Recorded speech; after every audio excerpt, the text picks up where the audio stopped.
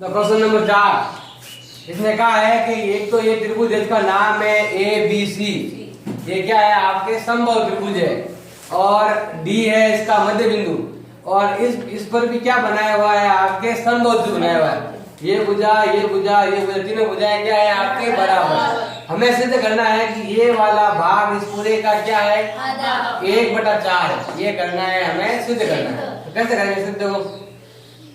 सबसे पहले उत्पत्ति में area of B D E त्रिभुज का सूत्र क्या ज्ञात करने का?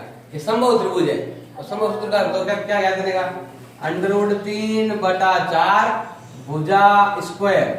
ये सूत्र है ज्ञात करने का, जो आपके अगले पार्ट में आएगा क्षेत्रफल। इसमें भी है, इसमें ही है 10.4 10.5 में।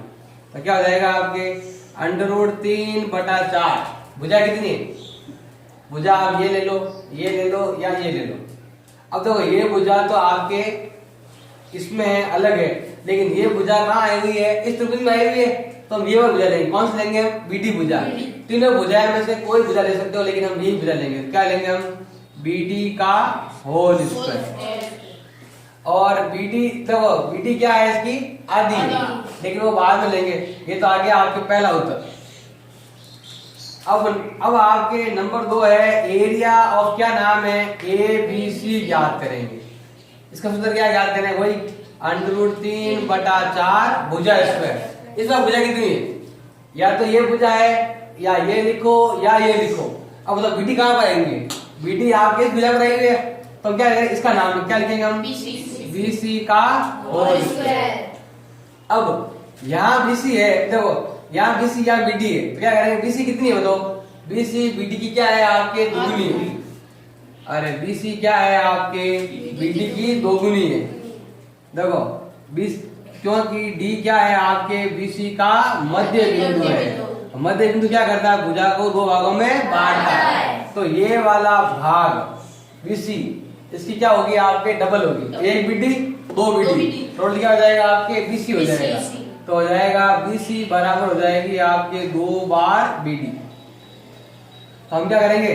जैसे यहाँ बीडी लाया हुआ है, यहाँ भी क्या लाएंगे हम? बीडी लाएंगे। तो क्या हो जाएगा आपके? Area of A B C बराबर होगा √3/4। अब बताओ यहाँ क्या दे रखा है? आप बीसी दे रखा है, इसकी स्थान क्या लिखेंगे हम? 2 बीडी का क्या आ जाएगा आपके? होल स्क्वायर हो जाएगा। अब ये जो आपके कितना हो रहा है? √3/4 ये कितना होगा? 2 का कितना? 2 का कितना हो गया आपके? बीडी का बीडी रहने दो, और तो 2 का क्या होगा? 2 का क्या हो गया? 4। अरे 2 का क्या बनता है? 4 बनता है, स्क्वायर रहेंगे तो बीडी बीडी स्क्वायर हो गया। 2 का क्या बन गया आपके? 4 हो गया। और ये है आपके area of A B C. अब यहाँ लिखेंगे area of A B C बराबर, बताओ ये वाला सूत्र किसका है? ये वाला सूत्र किसका है आपके? एरिया ऑफ बीडी का। किसका है ये? एरिया ऑफ बीडीई का है, इंटू 1/4। अब ये गुणा में है, किसमें आ जाएंगे? भाग में। किधर भाग में आएंगे? एबीसी के भाग में आएंगे। तो बताओ एरिया ऑफ बीडीई बराबर क्या होगा? 1/4 area of A B C. ये है भाग में, किसके भाग में? एबीसी के भाग में आया। ये देखो कथन क्या हो गया आपके? सत्य हो गया। असत्य नहीं, कथन क्या है? सत्य। दूसरा देखो आपके, हमें सिद्ध करना है कि ये वाला त्रिभुज इसका क्या है आपके? इसका आधा कह रहा है। किसका आधा कह रहा है? इसका आधा। क्या करना है? हमें सिद्ध करना। क्या करेंगे? देखो सबसे पहले ये करेंगे ये वाला त्रिभुज और बड़ा वाला चतुर्भुज कौन सा? डीपीसी का है। तो एक तो लेंगे एरिया ऑफ डीपीसी, और दूसरा ये बड़ा वाला चतुर्भुज का नाम क्या है आपके? Area of A B C D से। दोनों से डीसी देखो इसमें भी आ रहा है, इसमें भी आ रहा है। तो क्या होगा आपके? डीसी बराबर क्या होगा? डीसी तो है आपके एक ही आधार, और ये रेखा क्या है आपके? समांतर। ए बी समांतर क्या है आपके? डीसी। एक ही आधार और समांतर रेखाओं के मध्य बना त्रिभुज एरिया ऑफ डीपीसी बराबर होगा 1/2 एरिया ऑफ ABCD होता है। इसमें तो ये EFGD का है। अभी क्या हुआ, केवल इतने बड़े चतुर्भुज का ये वाला भाग क्या है आपके, आधा है। अब ये वाला समांतर चतुर्भुज और ये वाला चतुर्भुज लो, एक तो लेंगे हम एरिया ऑफ EF, क्या नाम दे देगा, GD, और एक लेंगे हम एरिया ऑफ ABCD। एक तो लिया आपने ये छोटा वाला और एक लिया है ये आपने बड़ा वाला। देखो इसके अंदर क्या है, आपके रेखाएं तो समांतर है। देखो रेखाएं समांतर है, ये भी समांतर चतुर्भुज, ये भी क्या है, समांतर चतुर्भुज है। अब इसका जो आपके एक भाग है, इसकी एक भुजा है DG भुजा। देखो G क्या दे रखा है इसमें, आपके CD का मध्य बिंदु दे रखा है। G क्या है, CD का मध्य बिंदु है।